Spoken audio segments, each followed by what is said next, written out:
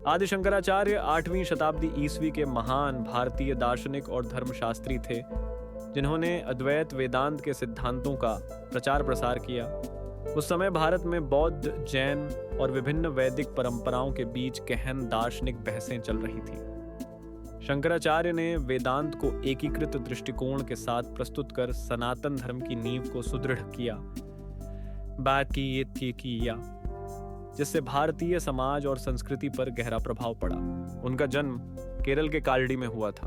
बचपन में ही पिता के निधन के बाद शंकराचार्य ने अल्पायु में वेद, उपनिषद और अन्य शास्त्रों का गहन अध्ययन किया। उनकी विलक्षण बुद्धि और जिज्ञासा ने उन्हें अद्वैत वेदांत की ओर आकर्षित किया।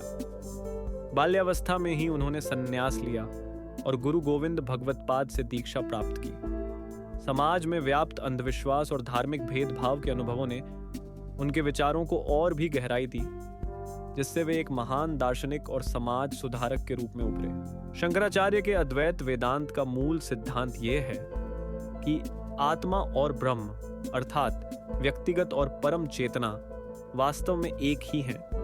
अद्वैत का अर्थ है द्वैत रहित, यानी संसार की विविधता केवल अज्ञान या माया के कारण प्रतीत होती है।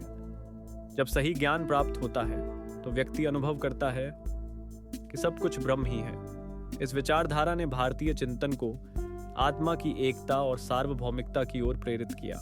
अपनी रचनाओं और टीकाओं के माध्यम से शंकराचार्य ने अद्वैत वेदांत को विस्तार से स्पष्ट किया। ब्रह्मसूत्र, भगवत गीता और उपनिषदों पर उनकी टीकाएं आज भी विद्वानों के लिए मार्गदर्शक है। उन्होंने विवेक चूड़ामणि और उपदेश साहस्री जैसे मौलिक ग्रंथों की रचना की। अपने समय के अन्य दर्शनों के विद्वानों से संवाद करते हुए वे विरोधी मतों को पहले स्पष्ट रूप से प्रस्तुत करते, फिर उनका खंडन करते और अंत में अद्वैत की स्थापना करते। उनकी संवाद शैली ने भारतीय दार्शनिक परंपरा में विवेक और तर्क का नया मानदंड स्थापित किया।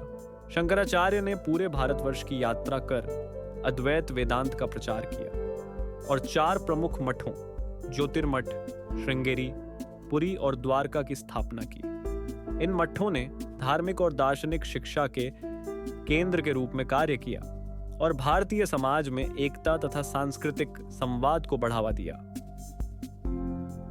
उनके जीवन काल में किए गए शास्त्रार्थ और रचित ग्रंथ आज भी भारतीय दर्शन और आध्यात्मिकता में गहराई से महसूस किए जाते हैं। आदि शंकराचार्य की शिक्षाओं ने हिंदू दर्शन को अद्वैत वेदांत के माध्यम से एक नई दिशा दी। आत्मा और ब्रह्म की एकता पर बल देते हुए उन्होंने धार्मिक मतभेदों को सुलझाने और भारतीय आध्यात्मिकता को गहराई देने में महत्वपूर्ण भूमिका निभाई।